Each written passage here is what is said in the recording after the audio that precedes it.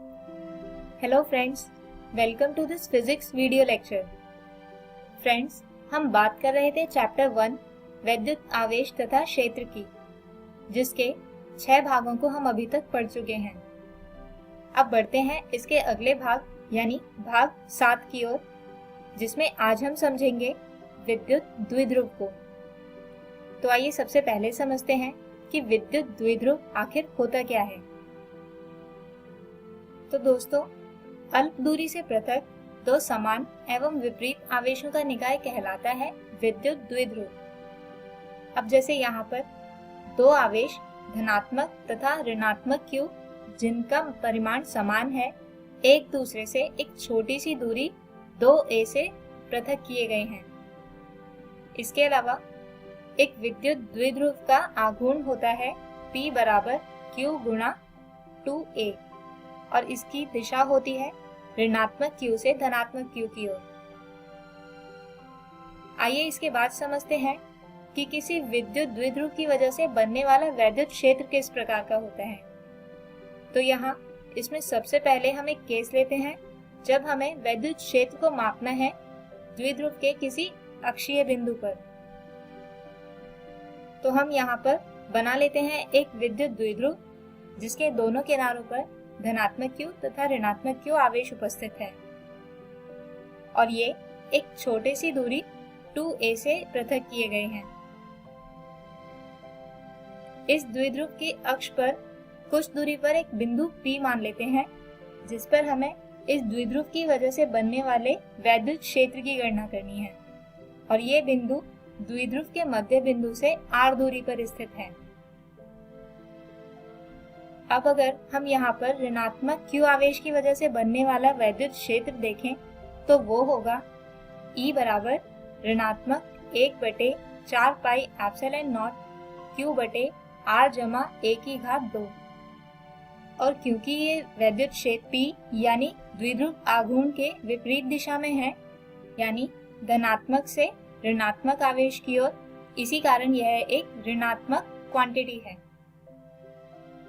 ठीक इसी तरह अगर हम लिखें आवेश प्लस Q की वजह से बिंदु P पर लगने वाला वैद्युत क्षेत्र, तो वो होगा E बराबर 1/4 पाई एप्सिलॉन नॉट Q बटे R घटा a की घात 2, जो सदिश P के समान दिशा में होने की वजह से एक धनात्मक राशि है।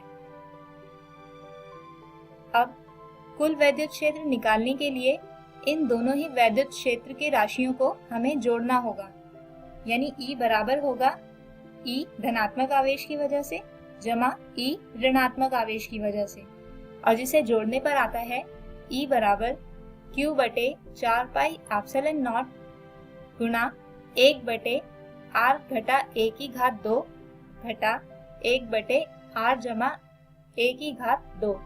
आइए अब हम एक और परिस्थिति लेते हैं जिसमें हम वैद्युत क्षेत्र की गणना करेंगे विद्युत द्विध्रुव के भूमध्य बिंदु पर।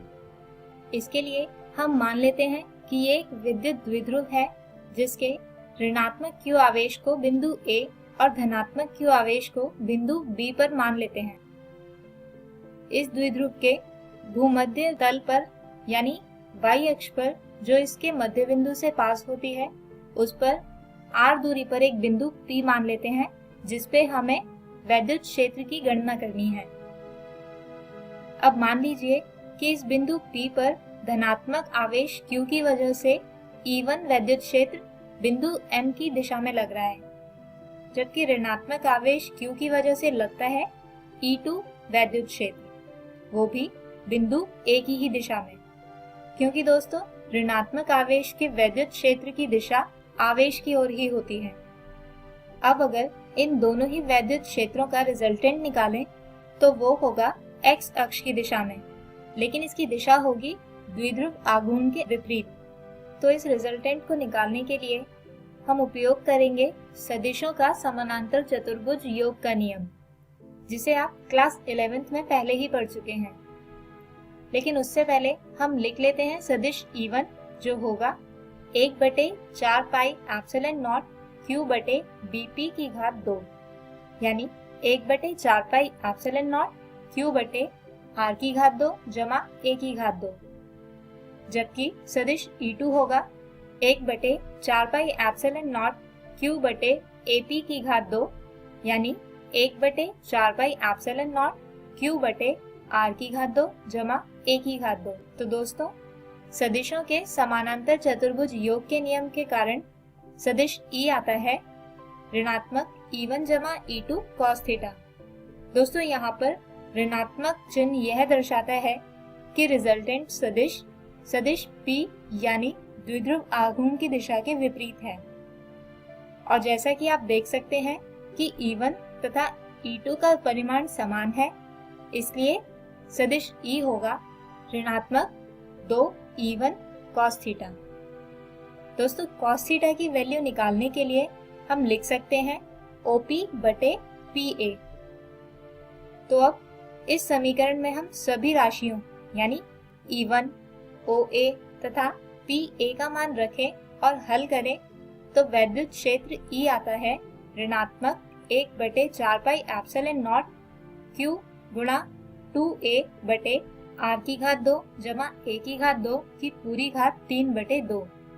अब मान लीजिए कि बिंदु P की ये दूरी आवेशों को पृथक करने वाली दूरी से बहुत अधिक है, यानी A को R में जोड़ने या घटाने पर R में कोई ज्यादा फर्क नहीं आएगा, यानी R की तुलना में हम A को नगण्य मान सकते हैं। तो ऐसा करने पर E आता है ऋणात्मक 1/4πε0 Q गुणा 2A बटे R की घात 3। आइए अब समझते हैं विद्युत द्विध्रुव हमारे भौतिक जगत में कहाँ पर एग्जिस्ट करता है, यानी विद्युत द्विध्रुव का भौतिक महत्व क्या है। तो दोस्तों, हमारे भौतिक जगत में कुछ यौगिक ऐसे होते हैं जिसमें धनात्मक तथा ऋणात्मक परमाणु होते हैं और उनके बीच की दूरी बहुत कम होती है।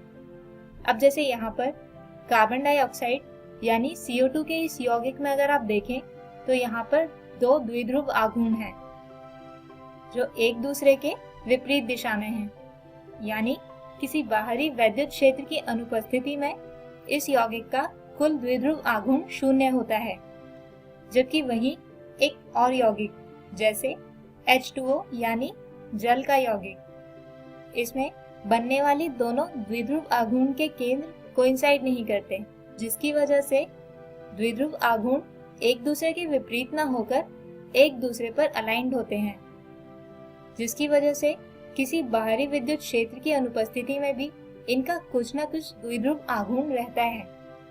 तो हम उम्मीद करते हैं कि आज के वीडियो की टॉपिक आपको समझ आए होंगे।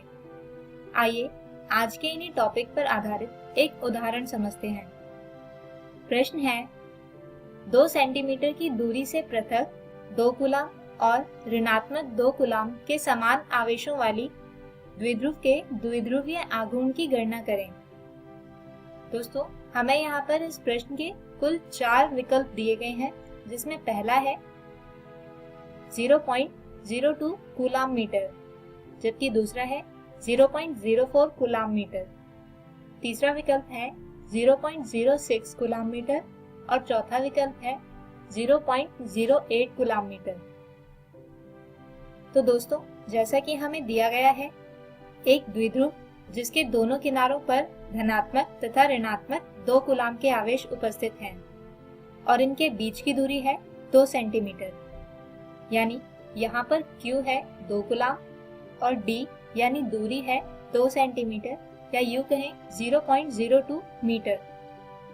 अब जैसा कि हम जानते हैं कि किसी विद्युत द्विध्रुव का आघूर्ण होता है P बराबर Q गुणा D, तो यहाँ पर Q तथा D का मान रखने और इसे हल करने पर P आता है 0.04 कूलाम मीटर, यानी विकल्प B जो था 0.04 कूलाम मीटर सही उत्तर है।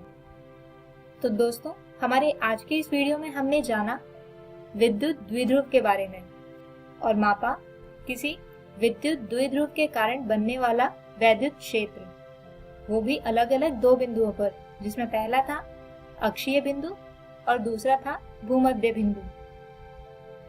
और अंत में हमने देखा हमारे भौतिक जगत में एग्जिस्ट करने वाले कुछ विद्युत द्विध्रुव को।